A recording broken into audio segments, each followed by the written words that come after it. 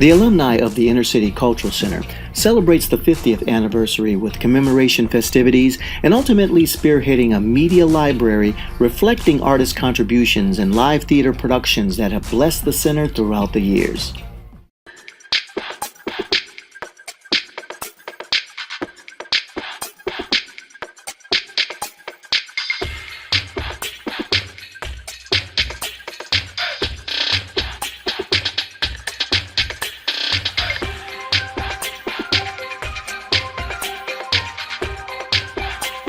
After a number of brainstorming sessions between C. Bernard Jackson, or more affectionately known as Jack, and UCLA's neuropsychiatrist Dr. J. Alfred Cannon, the Inner City Cultural Center became the ultimate goal and a clear vision.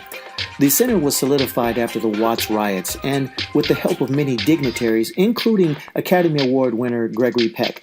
C. Bernard Jackson, the executive director, received 3 grants from NEA, the United States Department of Education, and the Ford Foundation.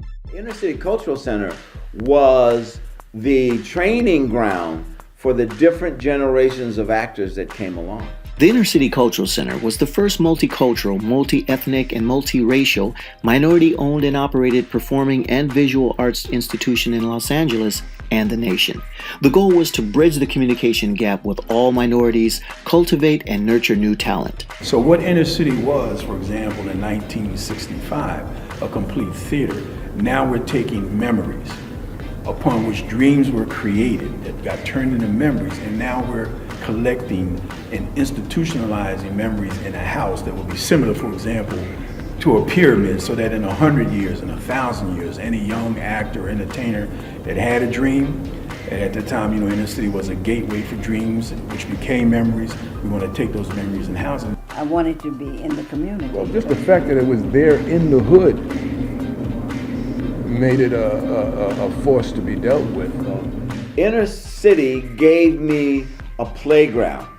The Inner City Cultural Center was responsible for cultivating minority-based talent from the community by giving them a creative space to sing, dance, and act, but also explore and cultivate many other disciplines of artistry.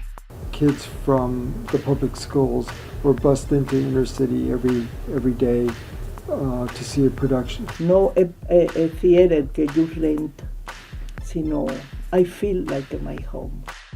The great thing about Inner City is they just wanted your talent. And I knew that was, just a hotbed of talent, if you will. And I said, we should go there. I mean, if you ever went to Inner City, there was something every day going on one of those floors. I think more of our actors have the opportunity to sing, to dance, and to acting, with very professional people like Jack, like B, like Carmen. And we have a wonderful place, that was the Inner City Cultural Center, to develop our skills. Inner City was a place where East West Players was able to present a play and have an outlet and get an exposure to probably a different audience.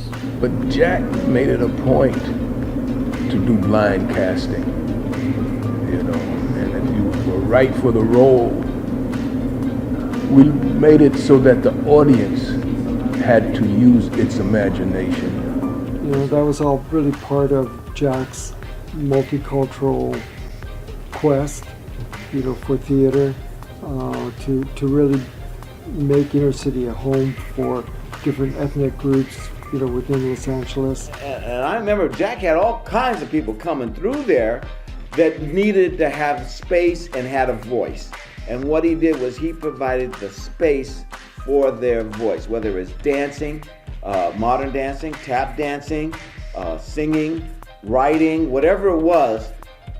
Inner City Cultural Center, and it really was a cultural center because we had Asians, we had Latinos, we had African Americans, all coming through there with their voice. Where Jack established the Inner City Cultural Center, the first minority-owned and operated multicultural, racial, and ethnic performing and visual arts institution in the nation, was established here. And most of that history is just lost to people, but it's remembered by others. And we want to collect that and house that in a library that bears his name. The alumni are celebrating with the 2015 reunion and symposium, a 2016 live production, and a 2017 documentary publication and celebration. And many careers were launched from the Inner City Cultural Center in collaboration or otherwise. People like Mako from East West Players, who was an Academy Award nominee for the film Sand Pebbles, or Bea Richards, who was an Academy Award nominee for Guess Who's Coming to Dinner, or Oscar winners like Louis Gossett Jr. and Denzel Washington. And, I mean, the list goes on and on and on, and history will continue to supply talent, and we need the industry support as much as they need to be a filter for being an open gateway to all of the talent that will come through the center in the future. Voice, art is so important for the future generation, for this generation and the future, and 100 years. All of you out there who are in the media, and you are definitely influencers, you're definitely magnets of attraction. We want you to help us attract the same level of support that other major institutions receive, and to help us build this C. Bernard Jackson Memorial Library.